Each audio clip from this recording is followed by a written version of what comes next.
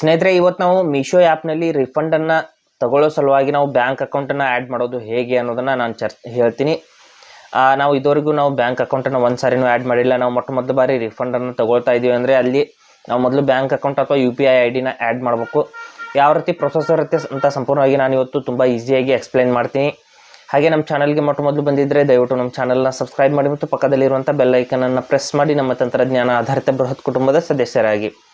ಸ್ನೇಹಿತರೆ, ಮೀಶೋ ಆ್ಯಪ್ನಲ್ಲಿ ಮೊದಲು ನಾವು ಬ್ಯಾಂಕ್ ಅಕೌಂಟ್ನ ಆ್ಯಡ್ ಮಾಡಬೇಕು ಅಂದರೆ ನಮ್ಮ ಅಕೌಂಟ್ ನಂಬರ್ ಹಾಗೂ IFSC ಕೋಡ್ನ ತೆಗೆದು ಇಟ್ಕೋಬೇಕು. ಅಥವಾ UPI ID ನ ಆ್ಯಡ್ ಮಾಡಬೇಕು ಅಂದರೆ ನಮ್ಮ ಫೋನ್ಪೇ ಅಥವಾ ಗೂಗಲ್ ಪೇನ ಒಂದು UPI ID ನ ಅದನ್ನು ತಗೊಂಡು ಇಟ್ಕೊಂಡಿರ್ಬೇಕು. ನಂತರದಲ್ಲಿ ಮೀಶೋ ಆ್ಯಪ್ನ ಓಪನ್ ಮಾಡಿ ನಾನು ನಿಮಗೆ ತೋರಿಸ್ತೀನಿ ಯಾವ ರೀತಿ ಪ್ರೊಸೆಸ್ ಇದೆ ಅಂತ.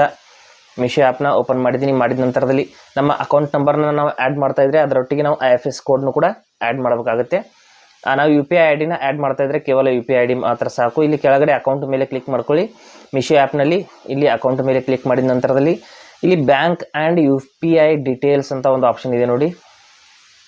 ಬ್ಯಾಂಕ್ ಆ್ಯಂಡ್ UPI ಡೀಟೇಲ್ಸ್ ಅಂತ ಅಲ್ಲಿ ಕ್ಲಿಕ್ ಮಾಡ್ಕೊಳ್ಳಿ. ನಂತರದಲ್ಲಿ ಇಲ್ಲಿ ನೋಡ್ತಾ ಇರ್ಬೋದು ಬ್ಯಾಂಕ್ ಅಕೌಂಟ್ ಅಥವಾ UPI ID ಎರಡರಲ್ಲಿ ಒಂದು ಯಾವುದಾದ್ರೂ ನೀವು ಆ್ಯಡ್ ಮಾಡ್ಬೋದು, ಅಥವಾ ಎರಡನ್ನೂ ಕೂಡ ನೀವು ಆ್ಯಡ್ ಮಾಡಿದ್ರು ಬರುತ್ತೆ. ಇಲ್ಲಿ ನೋಡಿ ಬ್ಯಾಂಕ್ ಡೀಟೇಲ್ಸ್ ಅಂತ ಏನಿದೆ ಇಲ್ಲಿ ಆ್ಯಡ್ ಅಂತ ಆಪ್ಷನ್ ಬರುತ್ತೆ, ಅದನ್ನು ಕ್ಲಿಕ್ ಮಾಡ್ಕೊಳ್ಳಿ. ಕ್ಲಿಕ್ ಮಾಡಿದ ತಕ್ಷಣದಲ್ಲಿ ನಮ್ಮ ರಿಜಿಸ್ಟರ್ ಇರುವಂಥ ಫೋನ್ ನಂಬರ್ಗೆ ಒಂದು OTP ಬರುತ್ತೆ. ಇಲ್ಲಿ OTP ನ ಹಾಕಿ ನಾವು ವೆರಿಫೈ ಮಾಡಬೇಕು. ಯಾಕೆಂದರೆ ಬ್ಯಾಂಕ್ ಅಕೌಂಟನ್ನು ನಾವೇ ಆ್ಯಡ್ ಮಾಡ್ತಾ ಇದ್ದೀವೋ ಇಲ್ವೋ ಅಂತ ಅದು ಕನ್ಫರ್ಮ್ ಮಾಡುತ್ತೆ. ನೋಡಿ OTP ಬಂದಿದೆ. OTP ನ ಹಾಕಿ ನಾನು ವೆರಿಫೈ ಅಂತ ಕ್ಲಿಕ್ ಮಾಡ್ಕೋತೀನಿ. ನೋಡ್ತಾ ಇರ್ಬೋದು ವೆರಿಫೈ ಮಾಡ್ಕೋತೀನಿ. ಮಾಡಿದ ನಂತರದಲ್ಲಿ ಇಲ್ಲಿ 4 ಆಪ್ಷನ್ಸ್ ಇದೆ ಸ್ನೇಹಿತರೆ. ಇಲ್ಲಿ IFSC ಕೋಡ್ನ ಮೇಲೆ ಹಾಕಬೇಕಾಗುತ್ತೆ. ಇಲ್ಲಿ ಮೊದಲ ಕಾಲಮ್ನಲ್ಲಿ, ಎರಡನೇ ಕಾಲಮ್ನಲ್ಲಿ ಅಕೌಂಟ್ ನಂಬರು, ಮೂರನೇ ಕಾಲಮ್ನಲ್ಲಿ ಕನ್ಫರ್ಮ್ ಅಕೌಂಟ್ ನಂಬರ್ ಅಂದರೆ ಅದೇ ಅಕೌಂಟ್ ನಂಬರ್ನ ಮರಳಿ ಹಾಕಬೇಕು. ಎರಡನೇ ಸಲ ಹಾಕಬೇಕು.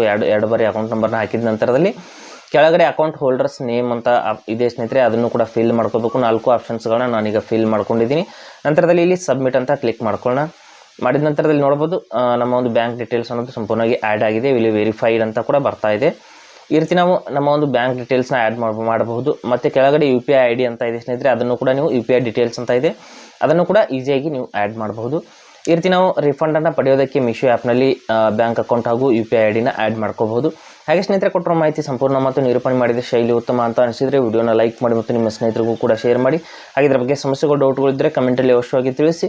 ಮುಂದಿನ ವಿಡಿಯೋದಲ್ಲಿ ಮತ್ತೊಂದು ಹೊಸ ವಿಷಯದೊಂದಿಗೆ ಇದೇ ರೀತಿ ನಿಮ್ಮ ಮುಂದೆ ಬರ್ತೀವಿ. ಅಲ್ಲಿವರೆಗೂ ಟೇಕ್ ಕೇರ್.